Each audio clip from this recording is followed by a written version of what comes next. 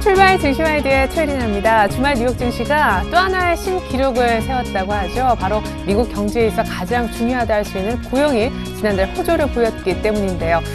다우와 S&P 500 지수 모두 다 처음 본 지수대에서 마감이 되었습니다. 실업률은 버락 오바마 대통령 취임 이후 가장 안정되게 가장 낮게 나왔고요. 새롭게 생긴 일자리 숫자도 지난달 예상 밖에 많이 늘어났다고 합니다. 이렇게 되면 미국 경기가 약간의 일시적인 둔화 국면, 소프트 패치를 좀 벗어날 수 있는 걸까요? 어쨌거나 아주 좋게 나온 고용지표 덕분에 미국 경기 둔화 우려가 조금은 불식됐다는 평가들이 있습니다. 먼저 뉴욕 증시 얼마나 높게 끝났는지 마감부터 챙겨드립니다. 네, 주말 뉴욕 증시는 고용지표 호조 속에 사상 최고치를 경신하는 등 랠리를 이어갔는데요. S&P 500 지수는 사상 처음 1600시대를 열었고 다우지수도 장중한 때 15,000선을 돌파했습니다. 한편 달러 가치도 고용지표 호조 속에 엔화 대비 1% 올랐습니다. 시퀘스터가 기업 지출을 억제해 고용에 악영향을 줄 것이라는 우려가 기우였던 것으로 증명됐습니다. 미국 노동부는 4월달 비농업 부문 고용자 수가 전월 대비 16만 5천 명 늘어났고 실업률은 예상을 깨고 전달보다 0.1%포인트 추가 하락하며 4년 내 저점인 7.5%를 나타냈습니다. 그러나 3월 제조업은 시퀘스터 영향으로 위축돼 전월 대비 4% 감소했는데요. 당초 전문가들이 예상했던 마이너스 2.9%보다 더 악화된 것이죠. 지난해 8월 이후 가장 큰 감소폭이었습니다. 유럽 증시도 이날 미국 호조 속에 지표를 보였던 그 시원한 랠리를 같이 유럽도 펼쳤는데요. 독일이 역대 최고치를 경신했는데 독일 닥스 지수가 2% 급등해 8,122.29로 종가를 마감시켰습니다.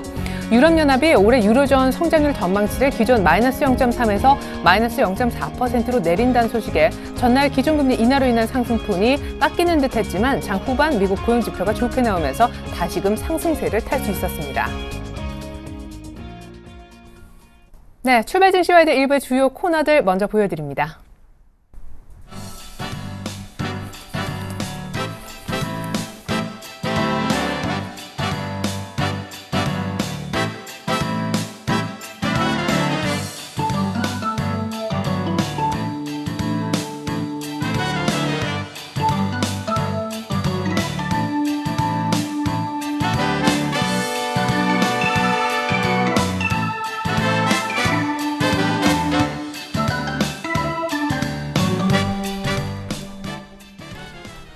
네, 5월 둘째 주 첫 거래 개장 앞두고 있는데요. 먼저 시초가 공략 종목부터 알아보겠습니다. 메리츠 종금증권에 계시는 강정훈 부장님, 안녕하세요. 네, 안녕하세요. 네, 지난 금요일 시초가 공략 종목이었던 더존 비주원 장중 최고 수익률이 2.4%까지 갔었는데 3% 공략주로서 승리한 종목은 아쉽게도 아닌 것 같네요. AS 들어볼게요. 네, 더존 비주원 ERP 유지보수 솔루션 전문 기업이고요. ERP 유지보수 매출의 안정성과 클라우드 부분의 성장성을 다시 한번 좀 부각 좀 시켜드리겠고, 올해 실적이 지난해 대비해서 매출액과 영업이 각각 15%와 28% 이상 증가할 것으로 전망되고 있습니다. 조정 밸류에이션, 올해 실적 전망치 대비해서 PR 25배 수준인 19,000원대 밸류에이션 매력 다시 한번 체크해 보시고요. 현재가 15,000원대인데 추가 상승 여력이 충분히 있다라고 보시면 되겠고, 일단 3% 목표가로는 충분히 가능 달성할 것이다라고 판단을 하고 있습니다. 적극적으로 보유 전략 가능하다 말씀드리겠습니다. 네.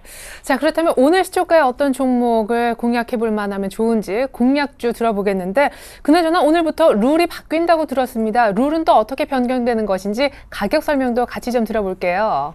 네, 먼저 룰 먼저 설명드리겠습니다. 네. 지난번에 제가 시초가 3%로 변경하기 이전에로 다시 복귀하는 건데, 장중에 3%, 마이너스 3%, 플러스 3% 이렇게 원칙을 세우다 보니까 잠시 터치하면서 일단 주가가 하락하는 경우가 있다가 다시 올라오는 경우가 있어서 제가 목표가와 손절가를 좀 밴드를 크게 설정하지는 않습니다만 현실적으로 이 정도 목표가는 달성할 수 있다 이런 전략으로 시초가 매수지만 목표가와 손절가를 명확히 설정을 해드리도록 하는 걸로 변경을 했습니다. 네, 그러니까 결국에는 시초가 대비 플러스 마이너스 3%로 이제 갖고 가셨었는데 오늘부터는 정확하게 목표가 손절 라인을 따로 설정을 해주시겠다라는 약속 들어봤고요. 오늘 아까 화면 잠깐 나왔던 그 종목 크루셜텍이 오늘 시초가 공략 종목 맞나요? 네, 오늘 지시할 종목은 크루셜텍입니다. 크루셜텍은 휴대기기 입력장치 전문 기업이고요. 2001년도에 설립되면서 2010년 코스닥 시장에 상장되었습니다. 상장 당시에 옵티컬 트랙패드라는 스마트폰 입력 장치의 그 원천 특허를 확보하면서 세계 최초의 상용화되는 그런 모습 때문에 주가가 많이 급상승하는 모습도 보였었고요. 매출의 90% 이상을 차지하는 옵티컬 트랙패드가 스마트폰에 이어서 중저가 본가 스마트 TV용 이런 리모컨으로 사용처가 확대되고 있는 상황입니다. 매출처도 메이저 휴대폰 업체로 다변화되고 있어서 상당성이 지속되고 있는 그런 업체라고 보시면 되겠고요. 투자 포인트는 세 가지를 주시는데요. 첫 번째는 BTP 매출 본격화를 놓치십니다. 2분기부터 BTP 매출 본격화를 놓치는데 이건 뭐냐면 이 지문 인식이 기능이 추가된 옵티컬 트랙패드라고 보시면 되겠습니다. 지난해 7월 애플이 가장 먼저 이 BTP 관련 많은 특허를 보유하고 있는 어센텍을 3억 6천 달러에 인수하면서 이 지문 인식 센서에 대한 관심이 높아지는 상황입니다. 크루셜텍은 어센텍과 약 3년간 이 BTP 공동 개발을 했던 경험을 바탕으로 해서 지문 인식에 대한 노하우를 추적해 왔고 그동안 2억 개 가까운 옵티컬 트랙패드 양산 경험을 통해서 모바일용 센스와 디자인 이런 패키징 부분에서 경쟁력을 확보하고 있다라고 보시면 되겠습니다. 어센텍이 애플에 합병됨에 따라서 어센텍 다음으로 이 BTP 특허 경쟁력을 보유하고 있는 크루셜텍에 대한 단사 이익이 있을 것으로 전망되고 있고요. 2분기부터 일본 스마트폰 업체에 BTP를 공급할 예정으로 있습니다. 올해 연간 매출액도 700억을 전망하면서 옵티컬 트랙패드 대비해서 수익성이 높은 그런 부분이라고 보시면 되겠고요. 이에 따른 영업이익률 개선이 급격하게 증가할 것으로 전망되고 있고요. 두 번째는 실적 턴어라운드와 저평가 매수를 수 있는데요. 지난해에는 영업이익 8억 적자였습니다. 하지만 올해는 400억 이상 흑자를 전망하면서 실적 턴어라운드를 전망하고 있고요. 매출액도 5천억, 영업이익과 순이익 각각 400억과 500억을 전망하면서 지난해 순이익도 80억 적자에서 대폭 턴어라운드를 전망하고 있습니다. 올해 예상 실적 대비 선주가 PR 10배 수준인데요. 지난 2010년과 2011년 평균 PR 15배를 적용하더라도 2만 1,000원대 이상의 밸류에이션 매력이 있는 그런 종목이라서 오늘 크루셜텍을 준비했고 기관도 4월 25일부터 10만 주의 누적 수매수를 보이고 있는 부분 이런 부분을 투자 포인트로 제시하도록 하겠습니다. 네, 딱 일주일 전에 상한가에 가기도 한 종목인데 크루셜텍 그럼 오늘 가격은 어떻게 잡아주실 겁니까? 네, 오늘 시초가고요. 목표가는 15,500원과 16,000원 밴드를 설정해드리겠고요. 손절가는 13,000원 하회시에 손절로 대응하시기 바라겠습니다. 네, 시초가 공략 종목 크루셜텍 설명 잘 들었습니다. 강정원 부장님 감사합니다. 네, 고맙습니다.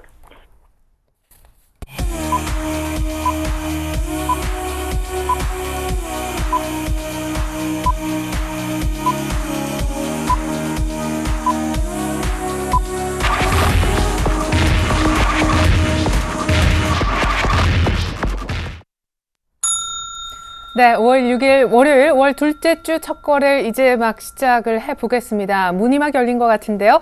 지난주 코스피는 물론 근로자의 날 때문에 약간 짧게 열렸었는데 1940에서 60 밴드를 크게 넘어서진 못했던 것 같습니다. 그래도 한 주간 한 1% 가까이 올랐는데 아쉬운 부분도 있었죠. 20일 기준금리 인하에도 불구하고 외국인들의 스탠스를 바꾸지 못했다는 점이 있습니다. 자, 미국발 훈풍 고용지표가 좋았는데 받을 수 있을까요? 자세한 출발 상황 분석 한번 들어보겠습니다. 두 분의 전문가 모셨는데요. 오늘 함께 해주실 분은요. 골든이글 투자자문 정태근 팀장님, 유스탁의 유창희 대표님이 되겠습니다. 모셔보죠. 안녕하세요. 네, 반갑습니다. 네. 자, 먼저 정태근 팀장님께서 거래소 쪽 출발 상황 살펴주시죠. 네, 오늘 9시 5분에 류현진 선발 경기가 좀 예상이 돼 있는데요. 네. 류현진도 이겼으면 좋겠고요. 그리고 오늘 우리나라 시장도 좀 네. 상승폭을 확대시켰으면 좀 좋겠습니다. 자, 지난주 금요일 같은 경우에 뭐 0.43% 정도 상승을 마감을 하게 되면서 1965포인트에 끝났었는데요. 오늘 같은 경우는 지난주 금요일에 상승세가 이어지게 되면서 0.6% 정도 상승한 1977포인트에 현재 출발을 하고 있습니다. 오늘 상승폭 좀 확대를 시키면서 과연 1980포인트를 올라탈 것인가 좀 한번 궁금한 그런 부분 좀 궁금하고요. 그리고 오늘 그 현물시장 쪽보다는 선물시장이 상당히 큰 폭으로 현재 상승 출발을 하고 있습니다. 선물시장 같은 경우 0.9% 정도 현재 상승폭이 유지가 되고 있는데 아무래도 오늘 뭐 현물시장도 강하겠지만 선물시장이 강하게 되면서 시장 전체적인 흐름도 긍정적으로 연출이 되지 않겠나 이렇게 조금 예상을 해보도록 하겠습니다. 자, 그러면서 수급도 한번 살펴보도록 할게요. 자, 지난주 금요일날 외국인이 조금 아쉬운 수급 현상을 좀 보여줬었는데요. 지난주 금요일 같은 경우에 현물 쪽에서 380억 정도 매도가 나왔었고요. 그리고 선물 시장 쪽에서는 3,000계약에 가까운 매도가 좀 누적이 됐었는데 오늘 아침 쪽 같은 경우는 양 시장 모두 현재 매수 출발을 하고 있습니다. 외국인은 현물 시장 쪽에서 59억 정도, 그리고 선물 시장 쪽에서 408계약 정도 이제 매수 출발을 하고 있습니다. 그래서 오늘 강력하게 외국인 현선물 매수가 동반이 되는지 여부를 한번 체크를 보시는 게 좋을 것 같고요. 그와 동반해서 기관의 수급도 마찬가지로 조금 투신 쪽이라든지 그리고 연기금 쪽에서 매수가 유입되는지를 한번 봐야 될 것 같습니다. 지난주 금요일 날 1,400억 정도 매수를 했던 기관 쪽은 아침 쪽에서 한 10억 정도 이제 매도 출발을 하고 있습니다. 특히나 투신 쪽에서 61억 정도 매도 출발을 하고 있는데, 투신 쪽에서 과연 매도 폭을 확대시킬 것인가가 오늘의 어떤 현물시장 수급 키포인트가 되지 않겠나 생각을 하고 있습니다. 그러면서 개인 쪽 같은 경우에는 지금 현재 70억 정도 매도 출발을 하고 있고요. 자, 그래서 시가총액 상위 종목들 한번 살펴보도록 하겠습니다. 자, 삼성전자가 지금 현재 보합권 출발을 하고 있습니다. 근데 조금 아쉬운데요. 어쨌든 현물시장 쪽에서 어떤 선물시장의 영향력을 볼 때 조금은 출발상이 아쉽다고 좀 말씀드려야 될 것 같은데요. 얼마만큼 상승 전환이 되게 되면서 외국인의 매수가 들어온지 여부를 한번 동반적으로 체크해 보시는 게 좋지 않겠나 생각을 하고 있고요. 하지만 그 외 시가총액 상위 종목들은 현재 큰 폭의 상승 출발을 하고 있습니다. 현대차, 포스코, 현대모비스, 한국전력, 기아차, LG화학은 특히나 1% 넘는 상승 출발을 하고 있고요. 그리고 SK리베이션 같은 경우는 2% 넘는 현재 상승 출발을 하고 있습니다. 네.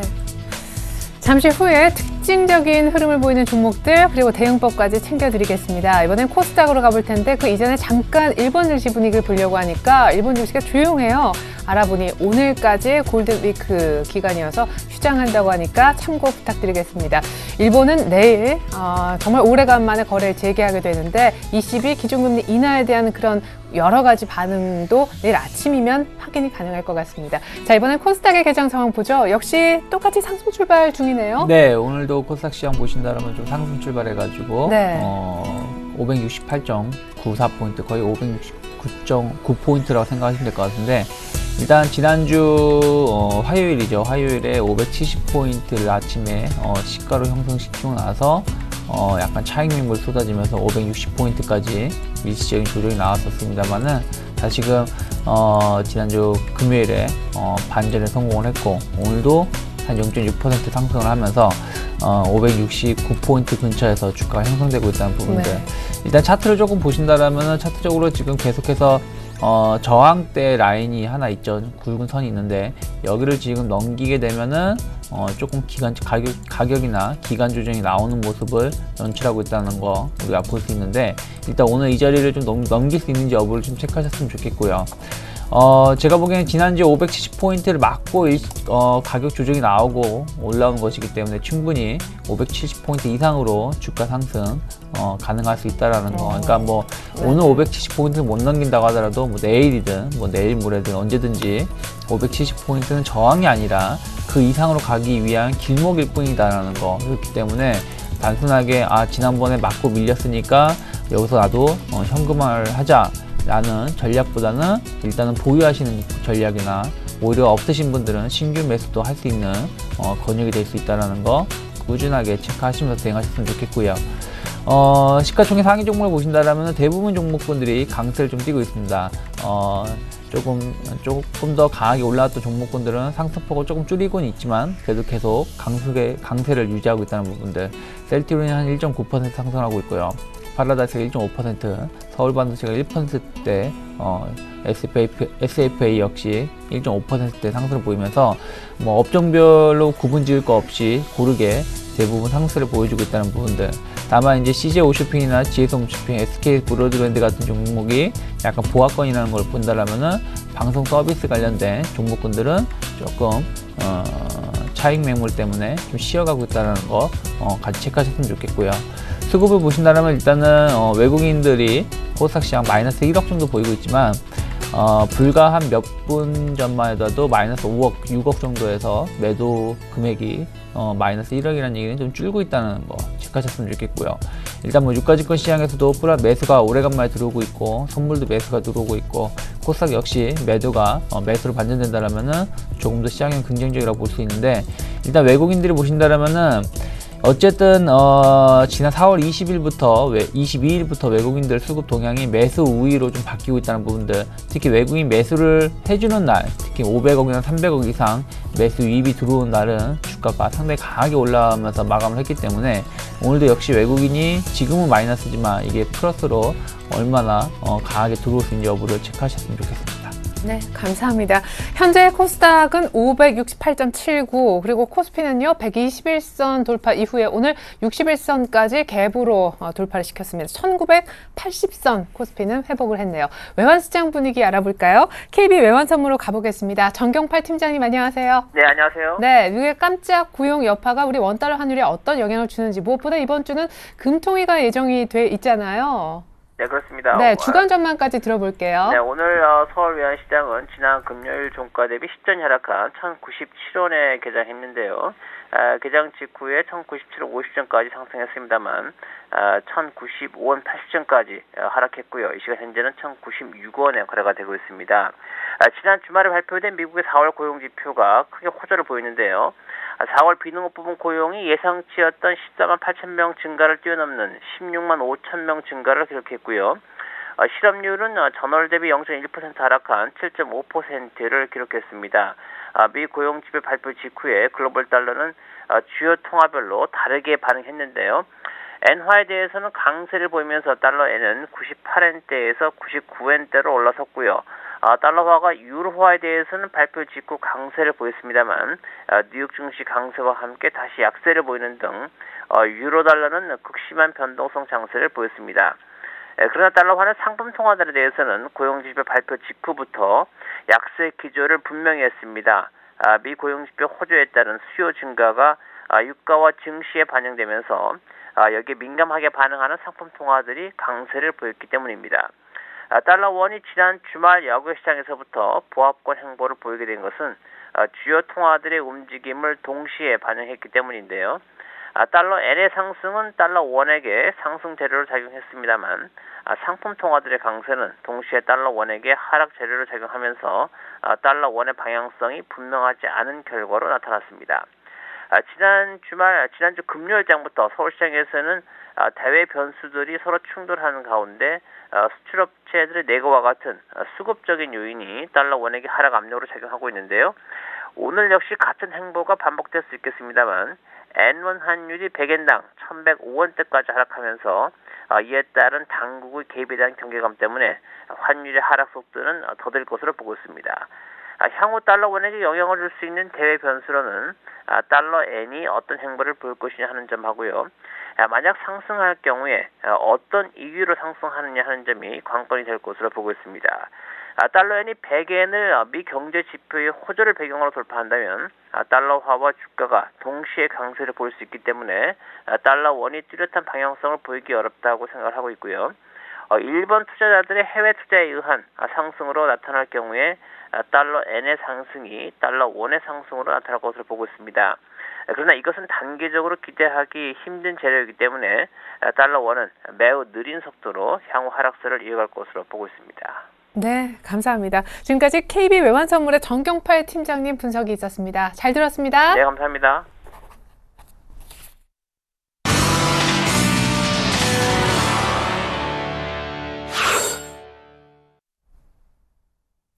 네, 외국인들이 선현물 지금 다 매수로 대응하고 있는 아침, 코스피는 거의 1980선 라인이거든요. 이제 고스라 작전 타임 들어보실 텐데 오늘 만나보실 고수는 한국밸류 21에 계시는 이드코 대표님이 되겠습니다. 대표님 안녕하세요. 반갑습니다. 네, 코스피가 어느 정도 올라올 만큼 올라와 있다는 느낌인데 이번 주 금통위도 예정이 되어 있습니다. 어떤 점에 주안점을 두고 투자하면 좋을까요? 글쎄요. 일단 제가 이번 장에 대해서 방향성을 탐색하는 과정이다라고 좀 말씀을 드렸는데 그중에 몇 가지 이유가 있었죠. 첫 번째는 1970포인트를 돌파 안착하는지 보자. 그리고 이번 주 9일이죠. 금통위에서 금리 인하 카드를 경기 부양책으로 내놓을 것인지 여부. 그리고 삼성전자의 121선에서의 반등. 지난주 자동차들의 급락 후에 아래 꼬리를 달고 상승했다는 점이었는데 이런 저항들이 뭐 대부분 맞아 떨어졌죠. 현재 시점에서 상당히 좀 중요하다고 했던 이유가 코스피 일봉 차트를 보시면 아시겠지만 61선의 강한 저항 구간에 코스피가 들어와 있는 모습이고 그물에 걸린 캔들의 모습이 마치 뭐 도마 위에 놓인 생선 같은 모습이었는데 일단 오늘은 뭐 상승 출발하면서 61선 저항을 돌파 시도하는 모습이죠. 돌파 시도하고 있는데 여전히 지난주에도 그랬지만 이번 주에도 과연 이 강력한 저항을 글로벌 경기 부양 의지라는 해외 쪽 호재로만 기관들만 매수해서 돌파할 것이냐 아니면 이번 주에 금통위에서 금리 인하 카드를 꺼내서 우리나라도 일본이나 선진국들 같이 금리 인하 정책을 따라가서 그동안 외면받아온 우리 증시에 외국인들이 과연 매수에 나서줄 것이냐 그래서 이 강력한 저항 구간을 외국인의 수급으로 돌파하는지 보자라고 했던 이야기였던 겁니다. 그래서 기술적으로만 보시면 현재 주봉상 20주봉, 월봉상 5개월 월봉치가 약 1980포인트 정도가 되는데 이 정도 선에서 기관들이 기대감으로 지수를 올려놓고 외국인들이 기관들의 차익을 받아줄 것이냐 아니면 금통위에서 금리 강화 안 하고 상승 모멘텀 없이 상승과 하락을 반복하는 박스권으로 들어갈 것이냐가 핵심이지 않나 저는 이렇게 보고 있고요. 코스닥 시장은 계속해서 말씀드리는 게 지수보다는 종목으로 그러니까 코스닥 지수도 사실 몇 주 전까지만 해도 지속적으로 고점 신호가 나오면서 신용 융자가 급증하고 코스닥 시총 1위, 셀트리온이 급락하는 형상이 있었기 때문에 상당히 좀 불안한 모습이 고점에서 지속적으로 연출되었는데 사실상 코스닥은 예측 불가능한 상황으로 들어온 것이 아니냐. 저는 현 시점에서 이렇게 보고 있습니다. 일단 일봉 차트를 보시면 121선 지지를 받고 상승했다가 하락, 그리고 60일 지지받고 상승했다가 현재 11선을 지지하면서 상승하는 모습인데 이 모습을 선으로 그리면 N자형 모습이 나옵니다. 보통 우리가 N자형 하면 급등 패턴을 이야기하는데 이 코스닥 지수 일봉에서 그런 모양새가 나오고 있는 모습이고 월봉에서 보시면 제가 좀 신뢰하면서 중요하게 보고 있는 보조지표 RSI를 보면 고점 신호가 나오지 않고 있기 때문에 뭐 코스닥은 얼마나 인내를 가지고 끝까지 들고 가보냐가 핵심이지 않나 좀 이렇게 보고 있고요.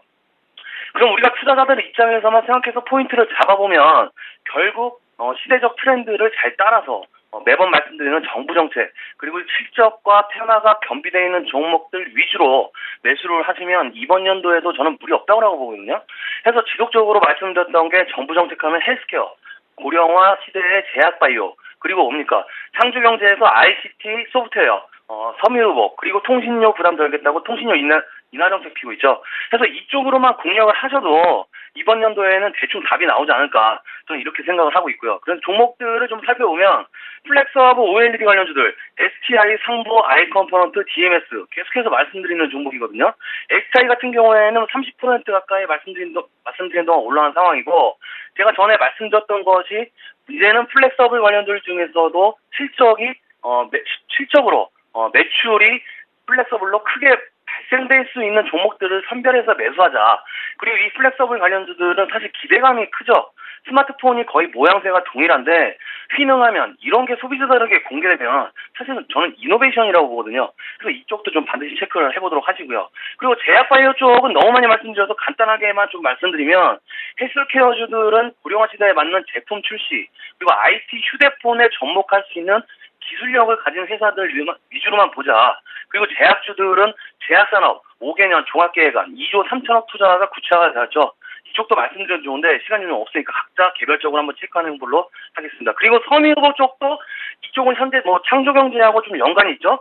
산업에서 이 패션 업계에 투자를 하면서 저도 상당히 좀 관심이 갑니다. 사실 내수 경기도 조금씩 살아나고 있는 조짐이 보이고 있고 이 패션 업계가 살아난다는 것이 경기 활성화 쪽으로도 생각해도 되기 때문에 이번 정부 들어서 경기 방향 정책에 따라서 움직일 가능성이 높다. 그래서 대형주들은 LG패션, 제일모지, 중소형주들은 베이직하우스, 인디에프, 코데지 컴바인 이런 SPA 산업군들도 중장기적 관점에서 체크해보도록 하시고요.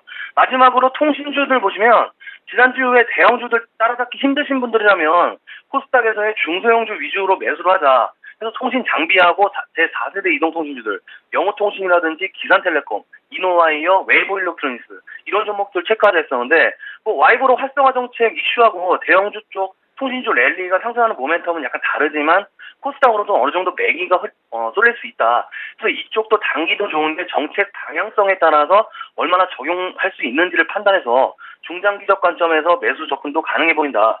그리고 실적이 대부분 안 좋은데 이 실적 턴어라운드 가능한지도 체크해보자. 이렇게 정리를 해드리도록 하겠고요. 제가 최근에 보시면 계속 중장기 주들 위주로 좀 말씀을 드리고 있는데 그만큼 시장은 열려있다라고 보고 있기 때문이거든요. 너무 단기 매매만 치중하지 마시고 이런 정부 정책과 겸비된 종목들 위주로 편성하시는 것도 주식 투자의 습관적 행태로 인해서 손실 보는 것도 방지하고 기다림과 인내를 하면서 수익 내는 것도 얼마나 가치 있는 일인가도 생각해봐야 하는 시점이 아닌가 또 이렇게 말씀드리면서 정리를 하겠습니다. 오늘 작전 타임은 여기까지입니다. 고맙습니다. 네, 지금까지 한국밸류21 이두코 대표님의 작전 타임 들으셨고요. 계속해서 출발 키포인트 브리핑이 이어집니다.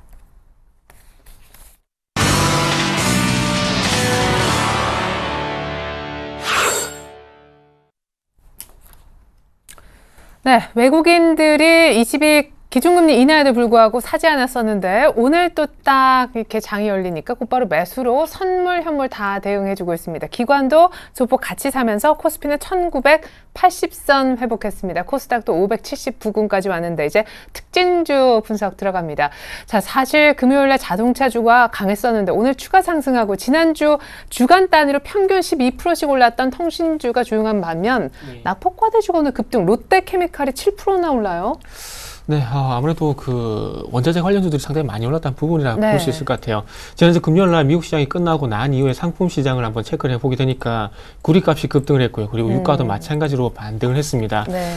이런 부분들이 왜 발생이 되냐면 일단 미국의 고용 지표가 단순히 시험률 하락, 그동안에 뭐라 해야 될까요? 그 주택 구직 포기자들이 상당히 많이 늘어나게 되면서 실업률이 하락했다는 그런 평가가 있었는데 이번에는 조금 달라졌더라고요. 장기 실업자가 감소를 했다는 부분더라고요. 그리고 어떤 정부 시켓터 영향에서 조금 벗어나고 있다는 평가가 좀 이루어지게 되면서 고용시장에 대한 긍정적인 평가가 있었는데요. 아무튼 이런 부분들이 고용시장이 개선되고 있다는 부분은 아무래도 경기가 회복이 되고 있다는 그런 신호로 해석이 되게 되면서 아무래도 원자재 시장이 조금 올랐다는 것들이 조금 긍정적인 영향을 미치는 것이 아닌가 좀 생각이 되고 있습니다. 어쨌든 시장이 큰 폭으로 개선이 되든 안 되든 기대감이 반영이 되고 있고 그리고 고리를 찾아가고 있다는 것들이 가장 큰 호재라 봐야 될 것 같아요. 그래서 이런 부분들이 아무래도 굴뚝 산업이 조금은 개선이 될 것이라 이런 부분과 연결이 되게 되면서 오늘 화학업종이라든지 그리고 철강업종, 철강 섹터 같은 경우도 마찬가지로 굴뚝 산업과 연관성이 있다 좀 볼 수가 있겠죠. 그렇기 때문에 철강 산업, 철강업종도 오늘 상당히 강한 반등을 주고 있다 보시면 될 것 같습니다. 특히나 지난주 같은 경우 철강업종이 좀 강세를 보일 때 고려양과 같이 어떤 기금속과 관련된 종목들이 좀 강세를 보였지만 오늘 같은 경우 실질적으로 구리값이 큰 폭으로 오르게 되면서 풍산이 지금 현재 4% 넘는 급등을 보여주고 있다는 부분들, 그리고 여타 철강회사들 현대하이스코, 현대제철, 포스코가 긍정적인 흐름을 보이고 있다는 것이 상당히 좀 긍정적으로 봐도 될 것 같습니다. 하지만 이후에 이런 기대감들이 얼마만큼 실적과 연결이 되는가, 그리고 수급이 반영이 되는가가 좀 중요할 것 같고요. 마찬가지로 언급을 해주셨듯이 롯데케미칼이 7.8% 정도 상당히 급등을 하고 있는데요. 특히나 롯데케미칼 같은 경우에는 국내뿐만 아니라 아시아 그리고 세계에서 화학 제품에 대한 어떤 점유율이 상당히 높습니다. 그렇기 때문에 경기에 대한 어떤 개선이 되게 된다면 수요가 증가를 할 수밖에 없겠죠. 그렇다면 이 수요 증가의 어떤 가장 큰 수혜를 볼 수 있다는 부분들이 아무래도 롯데케미칼 쪽으로 집중이 되는 것이 아닌가 생각이 되고 있습니다. 어쨌든 결론적으로 말씀드리고 싶은 부분은 대형 경기 민감주를 할 수 있는 대형 시가총액 상위 종목들이 상당히 강세를 보이고 있다는 부분들이 아무래도 코스피 시장을 이끌고 있고요. 그리고 이쪽 섹터들이 강세를 보여야 추가적인 반등을 보일 수 있기 때문에 상당히 긍정적인 현상이라고 봐도 되지 않겠나 좀 생각을 하고 있습니다. 네, 그리고 특징 종목으로요, 남양유업 얘기를 안 할 수가 없겠습니다. 사실 욕설 때문에 그 동영상 파장이 좀 컸었는데 이것이 불매 운동으로 이어지면 실적이 안 좋아질 수도 있다, 이런 우려가 있었는데 오늘 급락 출발했었어요. 현재 모습은 어떤지요? 네, 지금 급락 출발하고 난 이후에 낙폭 조금은 축소를 시키고 있습니다. 주말쯤에 저도 페이스북이라는 통해서 소셜 네트워크를 통해서 저도 그 내용을 한번 들어봤는데요. 네. 상당히 조금은 저도 마음이 좀 안 좋더라고요. 그 내용을 듣고 그 대리점 사장님의 마음을 생각해 본다면은 상당히 조금은 저도 기분이 많이 좀 상할 것 같은데요. 어쨌든 그런 욕설이 오가고 갈 수밖에 없던 부분들이 조금 강매가 조금 있다는 부분이 될 수 있을 것 같아요. 일단 대리점에 일정 판매를 할 수 있는 그런 캐파가 있겠지만은 그 캐파를 넘어서는 어떤 물건을 대량 매입을 시키고 거고요. 그리고 그 창고가 쌓이게 되면서 그 물건들에 대한 부담을 회사 측이 아닌 대리점 사장이 떠안는다는 것이 가장 큰 문제점인데요. 조금 한 가지 연결시켜 보자면은, 자, 이런 얘기까지 할 필요는지 모르겠지만, 그 다단계라는 게 상당히 안 좋지 않습니까? 안 좋은데, 그 다단계가 안 좋은 이유가 한 가지가 조금은 강매, 그러니까 그 물건을 떠안다 보니까 그 물건이 집에 쌓인다는 것이 가장 큰 안 좋은 현상인데요. 그래서 이런 부분 다단계가 좀 연결시켜 본다면은, 지금 현재 남양유업 그 마케팅 그 팀장이라고 그러는데요. 나이가 좀 상당히 젊던데, 그 사람이 하는 그 행위 자체가 그 다단계 어떤 강매와 그 틀린 부분이 전혀 없다는 겁니다. 그래서 그런 부분이 대리점 사장이 떠안았고요. 그런 부분에 대해서 어떤 이해를 구하는 것이 아니라 어떤 욕설을 통해서 강하게 압박을 하는 그런 부분들을 보였었기 때문에 소비자 입장에서 상당히 실망스러울 수밖에 없다는 겁니다. 그렇다면 이렇게 됐을 경우에 이 제품에 대한 시장의 어떤 신뢰가 떨어지게 된다면 남양유업은 당연히 매출이 줄어드는 그런 현상이 발생이 될 수밖에 없겠죠. 그래서 지금 현재 그 권고 사직을 했다는 얘기를 들었는데 어쨌든 이런 얘기가 남양유업 같은 게 이번에 한번 터졌는데 이런 얘기가 작년부터 그리고 그 이전부터 많이 나왔었습니다. 공개하게. 그래서 이런 부분들에 대해서 남양유업 회사 내에서 얼마만큼 빠르게 신뢰를 회복시키느냐가 좀 중요하지 않겠나 생각을 하고 있는데요.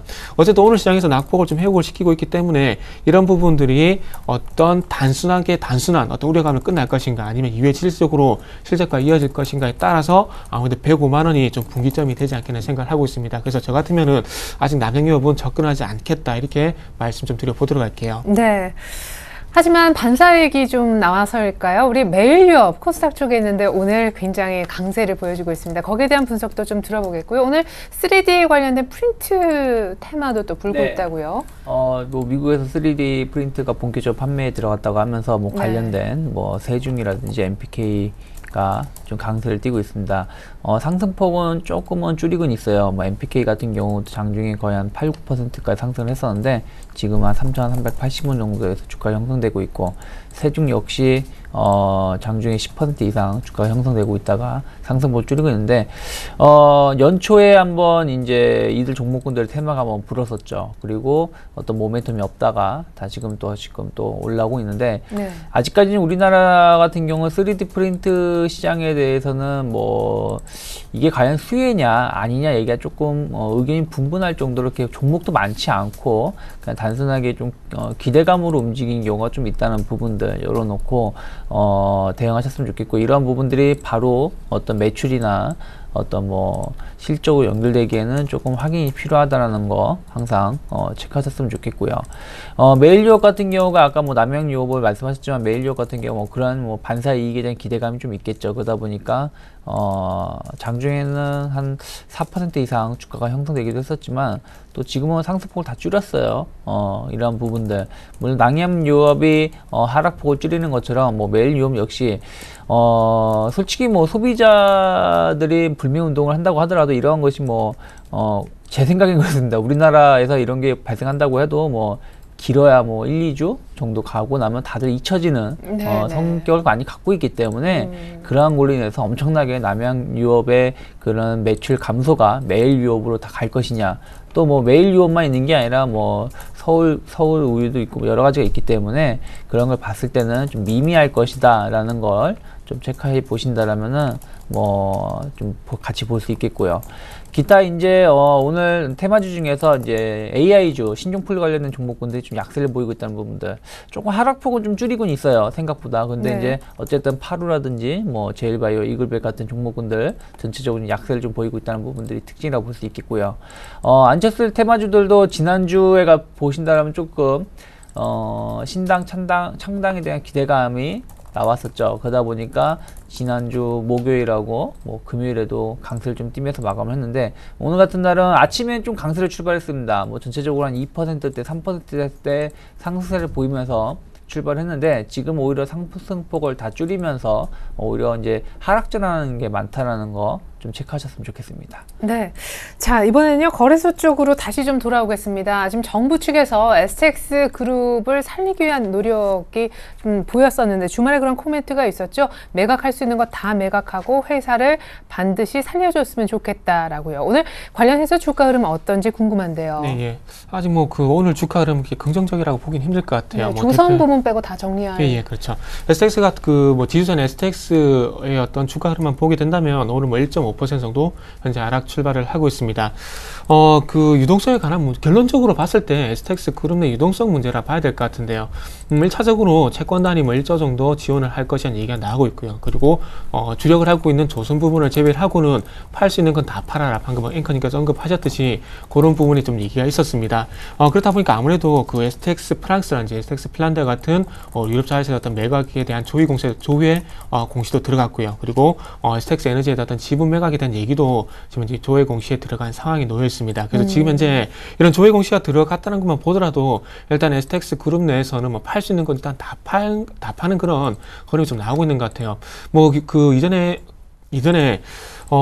봤을 때 그 STX 페노션도 팔려고 했었고요. 그리고 STX 다련도 이제 팔려고 했었는데 이런 부분이 좀 여의치 않고 있는 상황입니다. 근데 파시는 건 다 팔아라고 이런 얘기를 하게 되면서 뭐 어쨌든 유동성에 대한 부분들 조금은 마련해야 되겠지만 중요한 것은 STX 페노션에서 봐왔던 같이 지금 해운 부분하고 조선업황이 상당히 좋지가 않기 때문에 매각이 원활하게 이루어지지 않고 있다는 게 가장 큰 악재인 것 같아요. 그래서 얼마만큼 가지고 있는 자회사들의 매각이 정상적으로 이루어지느냐가 앞으로 주가의 어떤 향방을 좀 결정하지 않겠나 생각을 하고 있고요. 하지만 이 매각에 대한 부분들이 원활하게 이루어지지 않게 된다면 아무래도 추가적인 주가 흐름은 어렵지 않겠나 현재 생각을 하고 있습니다. 그래서 웅진그룹이 지금 뭐 아직까지 흐름이 좋지 않듯이 STX 그룹도 마찬가지로 이런 주가 흐름 그리고 유동성에 관한 어떤 기업 리스크 아직까지는 존재할 가능성이 크기 때문에 접근은 아직까지 상당히 무리가 있다고 좀 판단해야 될 것 같고요. 네. 특히나 개인 투자자분들 낙폭과대 상당히 좋아하시는데요.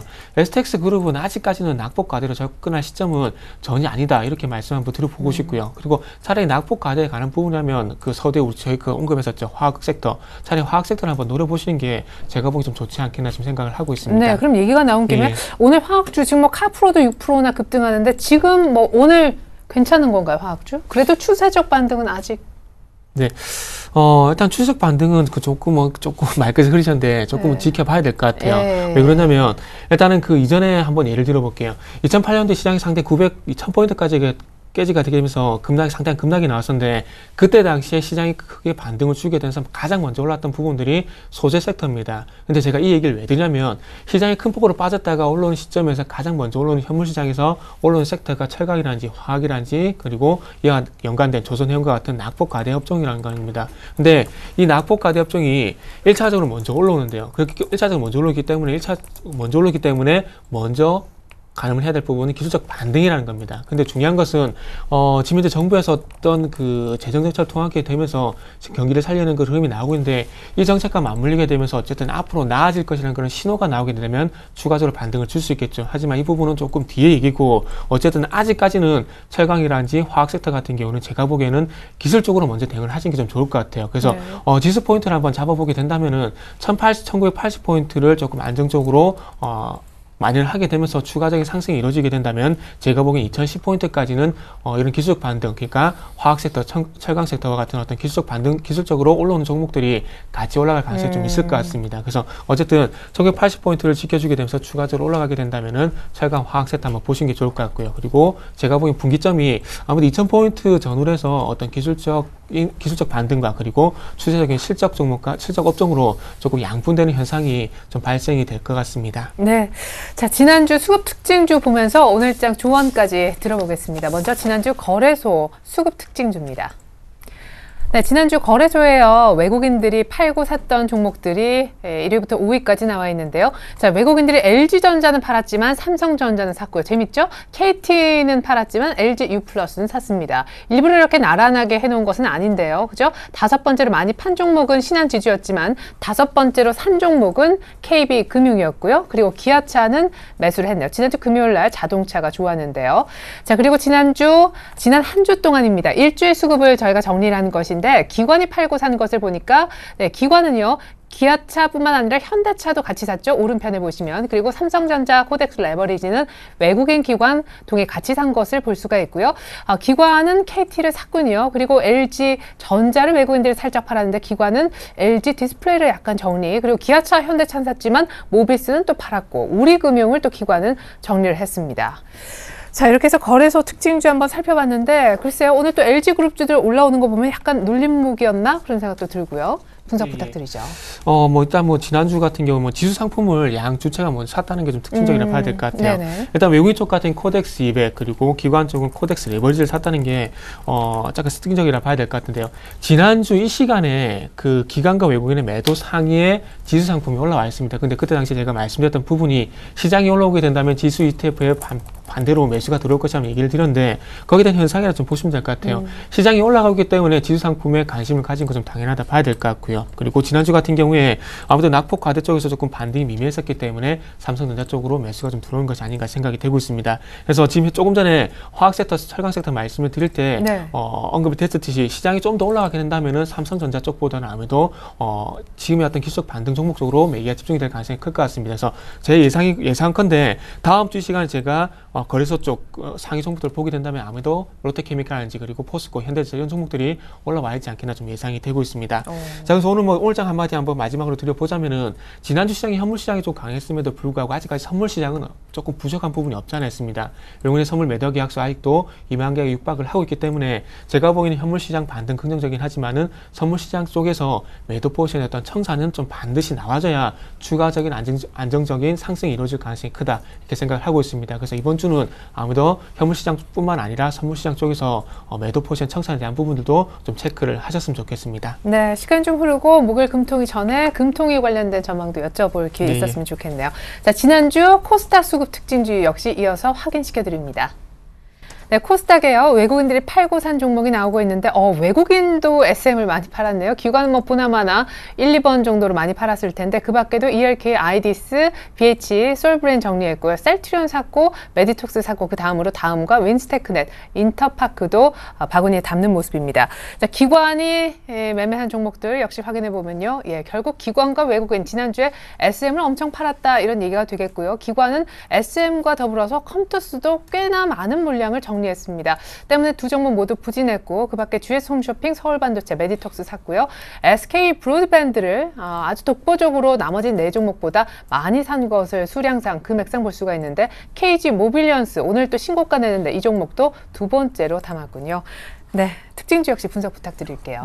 네, 일단은 외국인들하고 기관이 매수를 보이고 있는 거는 일단 코스닥이 어쨌든 570포인트를 중심으로 해서 지난주에 약간의 가격 혹은 기간 조짐이 발생하다 보니까 좀 차익 매물을 좀 쏟아내고 좀 새로 고점 돌파할 수 있을 만한 종목군들 좀 매수를 했던 것이 아닌가 생각을 좀 하고 있어요. 그러니까 약간 종목별로 약간 더 갈 수 있는 종목군들 중심으로 해가지고 매수를 하거나 아니면은 추세 전환이 좀 기대가 되는 종목군들 지금 차트가 자주 안 바뀌어가지고 자세히 못 보여드리는데 SK 브로드밴드 같은 경우 지난주에 고점 아예 돌파시키면서 기관하고 외국인의 매수세에 이미 힘입어서 추가적으로 한 5에서 많게는 10% 정도 더 올라왔었던 부분도 있었고요. 인터파크 같은 경우는 고점을 돌파하려고 하고 있다는 부분들을 좀 긍정적인 평가를 하면서 매수가 들어왔다는 거 좀 체크해 볼 수 있지 않을까 생각을 하고 있고요. 이러한 종목별 대응은 이번 주에도 좀 더 이어질 수 있다는 거 좀 열어놓고 종목별로 좀 고점을 돌파하려고 하거나 돌파가 확인된 종목군들 중심으로 대응하셨으면 좋겠고 하락 종목군은 실적이 생각보다 안 좋은 종목군들 중심으로 SN 같은 경우도 실적이 생각보다 안 좋게 나오다 보니까 예상이 되고 안 좋게 나오니까 급락이 나왔고 컴투스도 어쨌든 실적 대비해서 많이 올랐던 부분도 있다 보니까 차익 매물이 쏟아졌다는 부분들 좀 열어놓으셨으면 좋겠고 약간 테마주의 성격들 무엇이냐면은 싸이 관련된 분위기가 좀 식었다는 부분들 엔터주들이 좀 하락을 했고요. 또 갤럭시 4가 발매는 했지만은 생각보다는 뜨뜻미지근하다는 얘기가 나오면서 관련된 종목군들이 좀 하락했다는 부분들 그러다 보니까 지난주에 ELK라든지 아이디스, BH 등이 좀 IT 관련된 종목군들이 좀 상위에 놓여있다는 거 좀 엿볼 수 있기 때문에 이러한 것은 이번 주에도 좀 연장선에 있다라는 거 체크하시면서 대응하셨으면 좋겠다 생각을 하고 있고요.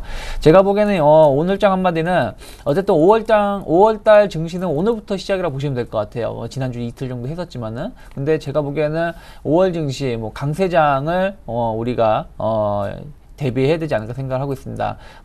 항상 5월달 좀 약세장이었다, 안 좋았다는 통계가 있는데 원래 4월달 장세가 좋고 5월달 안 좋은 게 기존의 통계였다라면은 기존의 4월달의 장세가 우리나라가 안 좋았거든요. 그렇다면 5월달 시작도 좋고 제가 보기에는 충분히 좀 5월달 증시가 좀 기대가 되고 있기 때문에 5월달 강세장을 준비하면서 약간은 이제 현금보다는 좀 주식 쪽의 비중을 높이면서 좀 시장을 대응할 준비를 해야 되지 않을까라는 생각을 좀 하고 있습니다. 네, 사실 시간은 다 됐는데 그러면 5월달 강세장을 기대하되 코스피가 더 빠를까요? 코스닥이 더 빠를까요? 지금 둘 다 만만치 않게 올라온 상황이라. 제가 보기에는 일단 코스피 같은 경우는 예. 더 간다고 해도 2,30포인트 이상 가기 거기서 또 걸릴 수가 있다는 부분들 열어놓으셨으면 좋겠고 오히려 코스닥이 570을 돌파시킨다면 충분히 또 580이나 그 이상도 볼 수 있다는 거 여전히 제가 보기엔 대형주보다는 중소형주 위주의 시장이 좀 더 이어질 수 있지 않을까 생각을 좀 하고 있습니다. 네, 감사합니다. 지금까지 정태근 팀장님, 유창희 대표님과 함께했습니다. 출발 상황 그리고 분석 감사했습니다. 네, 감사합니다.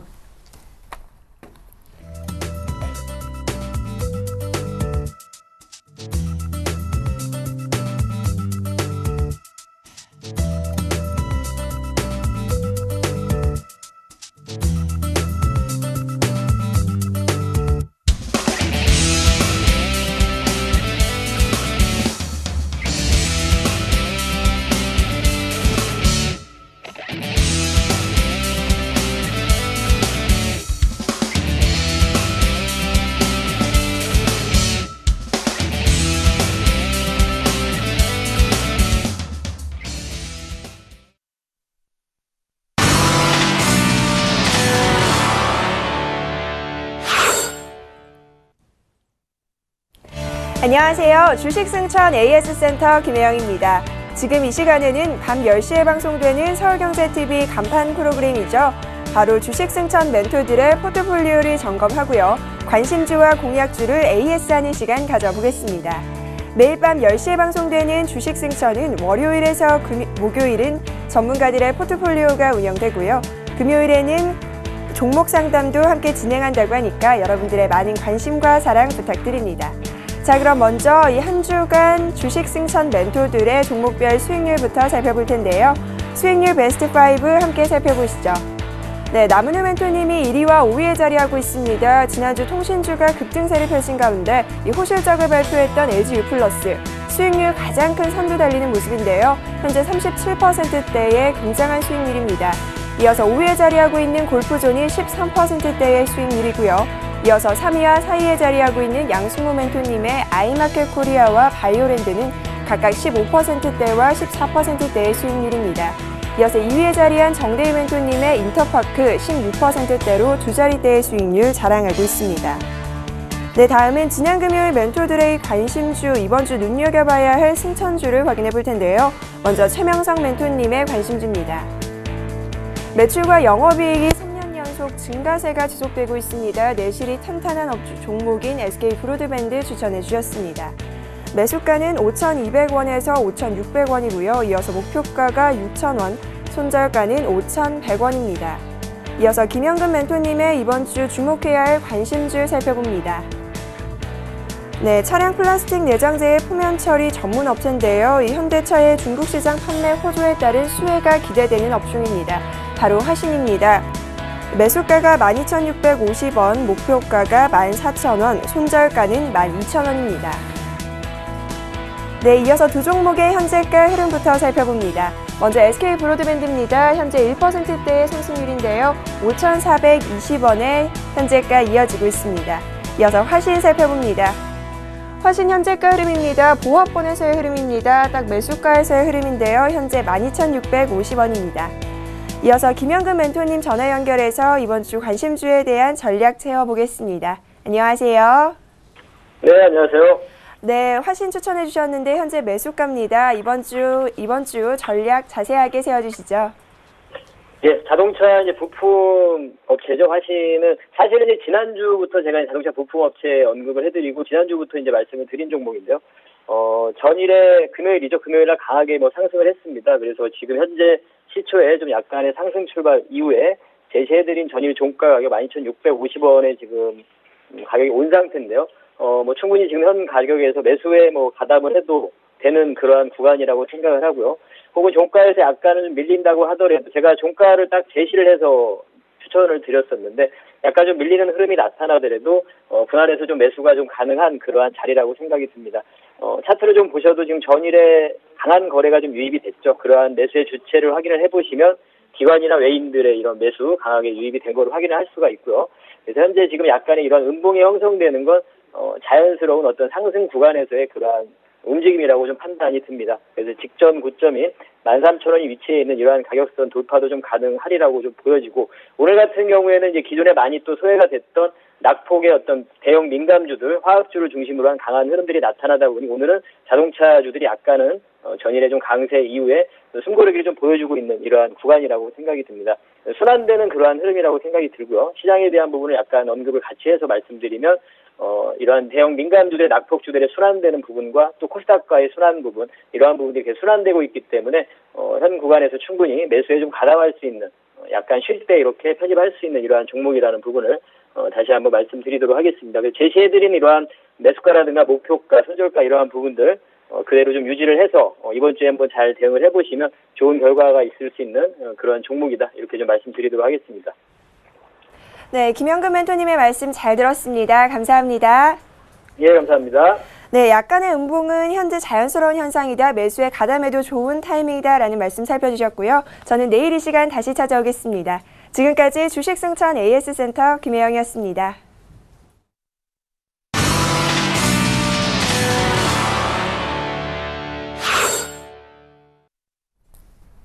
네, 외국인들의 선물 쪽 환매수로 보여지는데 오늘 2,000개 가까이나 급격히 불어나면서 코스피는 1980선을 지키고 있네요. 계속해서 글로벌 이슈 속 숨겨진 의미 찾아보겠습니다. IM투자증권으로 가볼까요? 김동섭 이사님 안녕하세요. 네, 안녕하세요. 네, 미국의 깜짝 고용. 정말 실업률이 한 번 더 떨어졌네요. 이제는 7.5%까지. 같은 기간 고용도 16만 5천 명 늘어났는데 3월 달에 고용 보면서 많이 걱정했었는데 이 같은 우려가 좀 불식이 되는 분위기인 것 같아요. 예, 일단은 시장에서 생각하는 실업률이 좀 개선되고 있는 것이 특징인데요. 실업률이 만약에 지난주 금요일 한번 7.4% 정도까지만 떨어졌으면 시장은 상승을 못했을 겁니다. 왜냐하면 양적완화 종료 가능성이 제기될 수 있는 부분이었거든요. 그런데 오히려 소폭 하락하면서 개선을 계속 진행하고 있는 모습이 나오고 있고, 예상대로 3개월 단위로 0.1%씩 움직임이 확인되고 있기 때문에 양적 완화는 적어도 내년까지는 지속될 수 있다는 기대 심리가 더 시장을 작용한 것이 아닌가, 이렇게 판단이 쓰고 있고요. 아마도 미국은 계속해서 양적 완화가 내년까지 지속된다고 본다면 시장은 유동성의 풍부함으로 인해서 주가는 계속 상승 가능성을 열어두고 보시는 게 좋을 것 같습니다. 네. 자, 그리고 이제 ECB 쪽 얘기 다시 좀 했으면 좋겠어요. ECB의 마리오 드라기 총재가 기준금리를 인하하면서 동시에 필요할 경우 마이너스 금리도 가져갈 수 있다라는 가능성을 시사했다고 하는데, 이게 어떤 의미인지, 그리고 어떤 배경에서 이 같은 발언이 나왔는지도 좀 전해주시죠.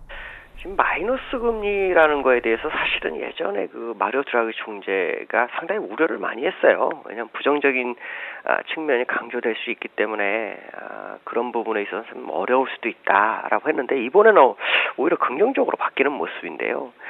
이것은 이제 뭐냐면, 예전에 그 유로존 22에서 돈을 풀 때 그 돈을 은행에서 돈을 가져가고 은행이 그거를 이제 시장에 대출이라든가 투자를 해야 되는데, 시장이 좀 금융위로 불안하니까 이 돈의 절반을 그 20에 재해치를 합니다. 그 재해치 금리가 0.25%가 있거든요.